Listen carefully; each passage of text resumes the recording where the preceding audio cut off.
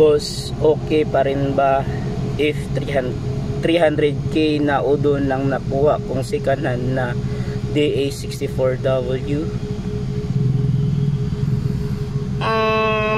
For me, no, maybe yes, maybe not, no? Dalawa yan. Maybe yes, depende sa pinagkuhanan mo ng unit, kung inayos nila yung unit mo pag build, no?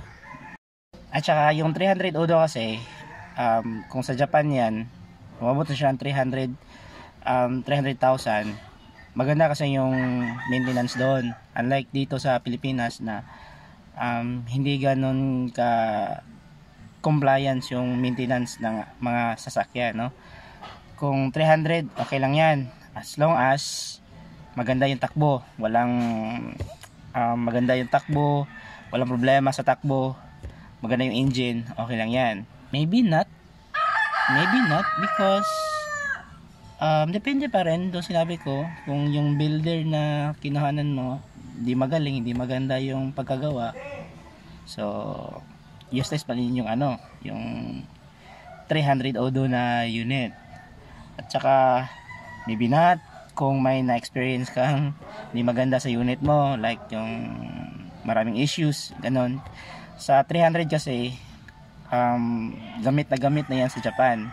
And then depende na din kung yung may-ari noon sa Japan, no, napa-maintenance siya ng maayos. Pero sa Japan kasi may system sa doon pag kumaga routine sila ng pagme-maintenance ng unit, kaya umaabot ng 300,000 yung odometer niyan. Siguro maganda yung maintenance niyan, kasi kung hindi yan umabot ng 300,000, or let's say 40,000 lang yan, or 50 or 90, maybe may malaking yan siya, may malaking diferensya, kaya dinala dito sa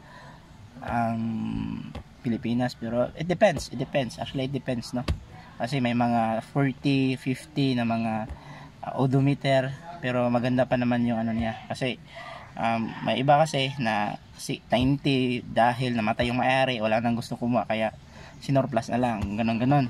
Hindi din alam, no, hindi din alam yung history ng sasakyan na yan. So 300, yes, okay lang yan, basta wala ka lang na experience na mga issues, no, mga minor issues sa sasakyan mo. And then if maganda din yung pinagkuhanan mo ng unit, no, yung mga builders natin, kasi hindi lahat ng mga builders kasi binubusisi yung engine natin, yung engine ng makina ng unit natin, kahit 300 o 200 pa yan. Yung sa akin, yung pagkuha ko ng unit ko is 200 na yung odometer niya, and guess what, okay pa yung takbo niya, and then maganda din yung pagka-build niya kasi galing kay Dudong Lagan Surplus TV, di ba?